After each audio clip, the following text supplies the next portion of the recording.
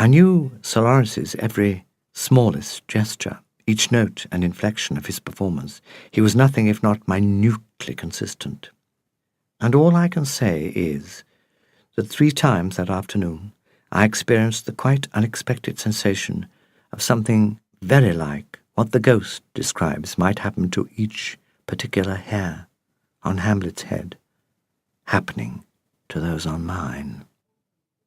However familiar or over-familiar we think this Hamlet is to us, and however distracted from it we may become by the pyrotechnics of Stoppard's 2 jumped-up supporting players filling in their long waits so poignantly and hilariously, the tragedy's omnipresence gains in potency the more nebulous it becomes. The ungraspable implications of its great transactions finally take their toll on the small change of our 2 attendant lords.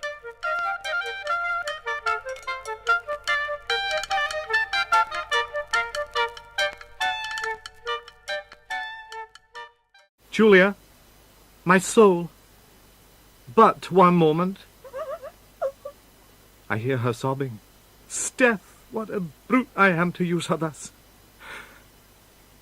Yet stay, she's coming now. How little resolution there is in a woman. How few soft words can turn them. No, faith, she is not coming either.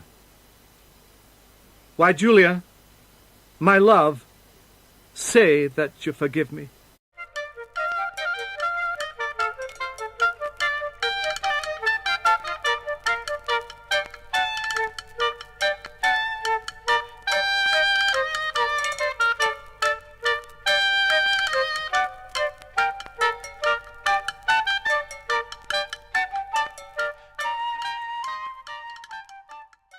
I got it all topsy-turvy last night from the start. Having dutifully put on my compulsory white mask and entered the lift, the elevator, our gold-sequin hostess whispered tactfully to me, "You put on your mask upside down." The white chin was pointing upwards in the air like a crown, whilst my own white beard was apparently fully exposed. And my mouth probably. Some people will do anything in the hope of being recognized. I put it to rights. Odd that surely the most practised of mask-wearers amongst the tightly packed punters in the lift should have made such a gaffe.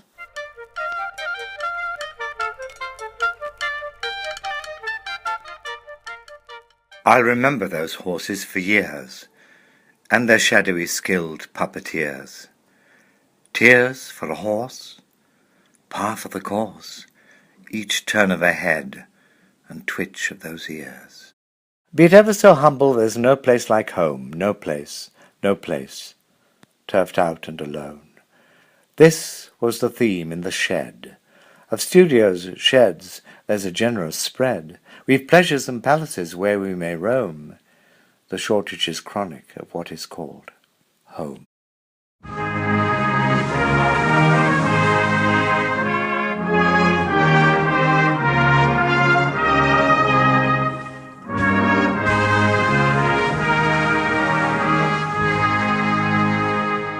One must not despair when at a stroke one's flair is fatally impaired.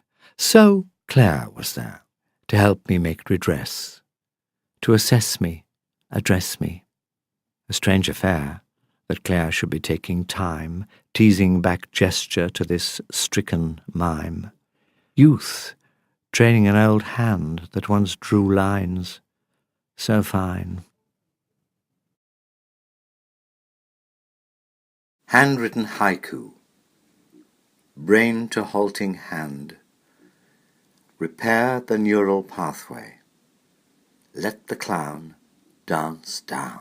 The story so far is that Paul and I, and you, are met here together with one thing in common tonight.